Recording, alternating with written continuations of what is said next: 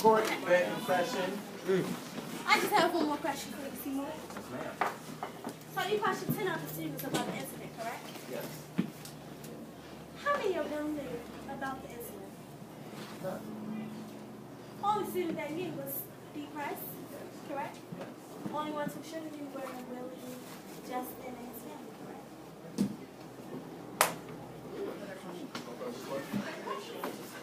The witness may step down.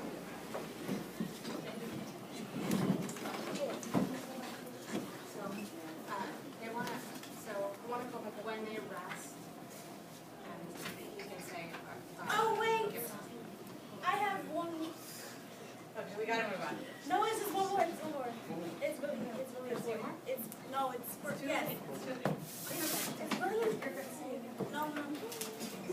All right. Does the defense have any other witnesses? No, Your Honor. We will begin closing arguments. The state will go first.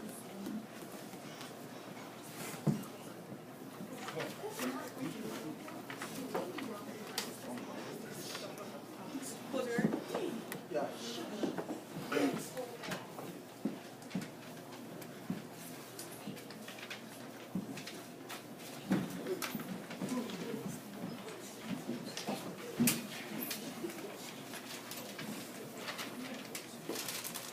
Ladies and gentlemen, Mr. Golly, Judge Allen, members of the jury, I would like to begin by saying thank you for being here today and participating in this trial. It means a lot to the state. We have heard witness statements, seen evidence, tangible, actual evidence, and listened to questioning. Willie Wynn is guilty. I believe in my heart that the defendant is responsible for these crimes.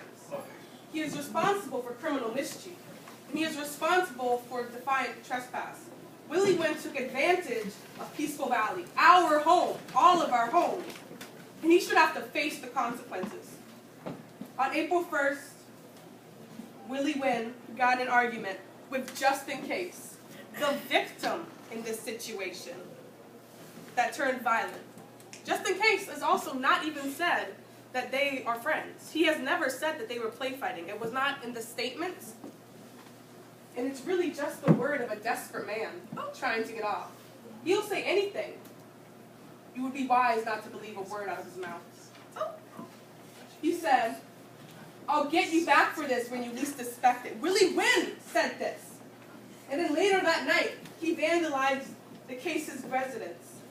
He vandalized it with these 3 spray paints. And then he left evidence on his shirt, which was later found in his possession. No one else's, his possession.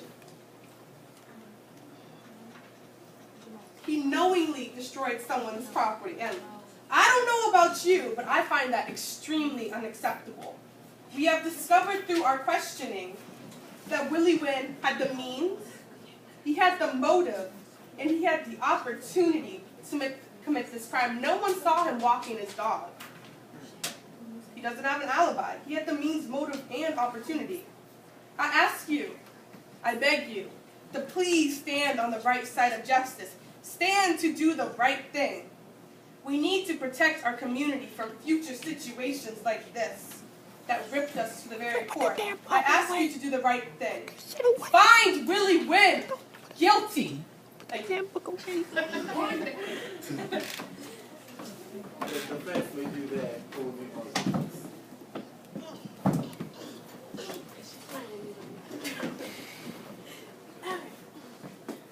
It's more than one minute. Good morning. Good morning. So, as you all can see, we heard both sides of the story. We had evidence from the prosecution, charges, questions that didn't make sense, but okay. So, basically, I would like to say a few things. D. Price knew the combination to Willie Wynn's locker. D. Price also has been seen wearing the shirt, the same, excuse me, don't do that. Sit on my throat, I'm sorry. D. Price has also been seen wearing the shirt as the same one that was found in Willie Wynn's locker. She would, what's her name? The officer was told by 8 of the 10 students that she has been wearing that shirt. What you say? Why No, you no, no, stop no. it? Okay. What's her name? Dee knew the code. I'm sorry. Dee knew the code to the locker. Dee put the paint in there. Dee also put the shirt in there. It was her shirt. Dee did the vandalism, tried to blame it on Willie Wynn, because he didn't do it. He was at home. Dee was doing art. No, she wasn't doing art. Willie Wynn was doing the art project in art, but he said he threw the cans away last week when he finished the project in the art room. There were multiple sets of fingerprints on the cans, but none of them were said to be Willie Wynn. Willie didn't know the stuff was in his locker, so therefore Dee put it in his locker to try to blame it on him. Dee was the only student out of 10 students, 10 other students that were questioned, Dee was the only student to know about it, and no one should have knew about it but Justin, Willie, and the officers. No one else but Dee. So therefore Dee did it. No purpose. No, you cannot. Such an extraordinary technique.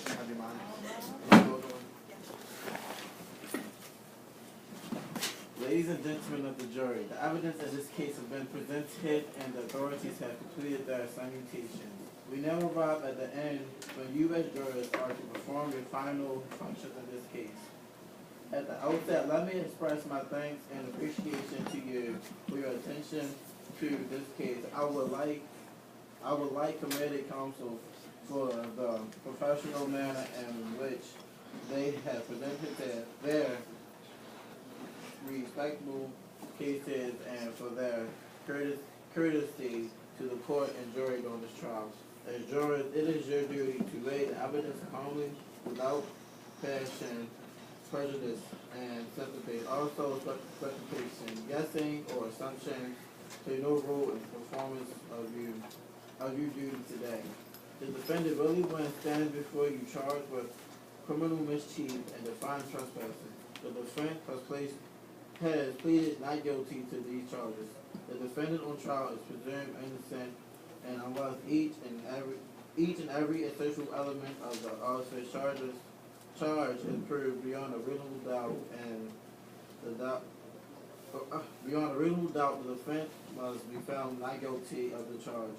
The burden of proving each element of the charge beyond a reasonable doubt rests upon the state, and the burden never shifts to the defense.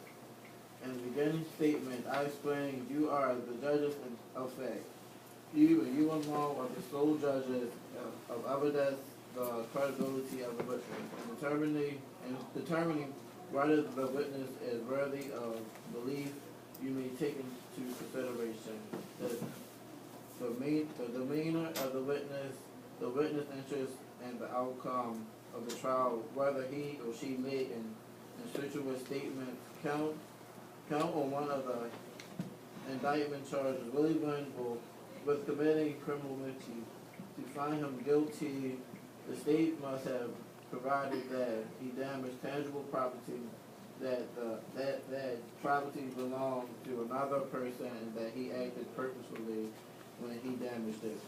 Count 2 of the indictment charges Willie Wynn with defiant trespassing.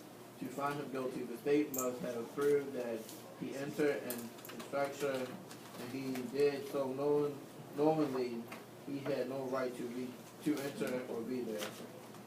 If you find the state has not proven beyond a reasonable doubt every element of the offense, you must find him not guilty.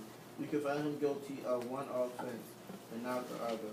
It is your duty as jurors to consult one another and deliberate with a view to reaching an argument. Each of you must decide the case for yourself, but do so only after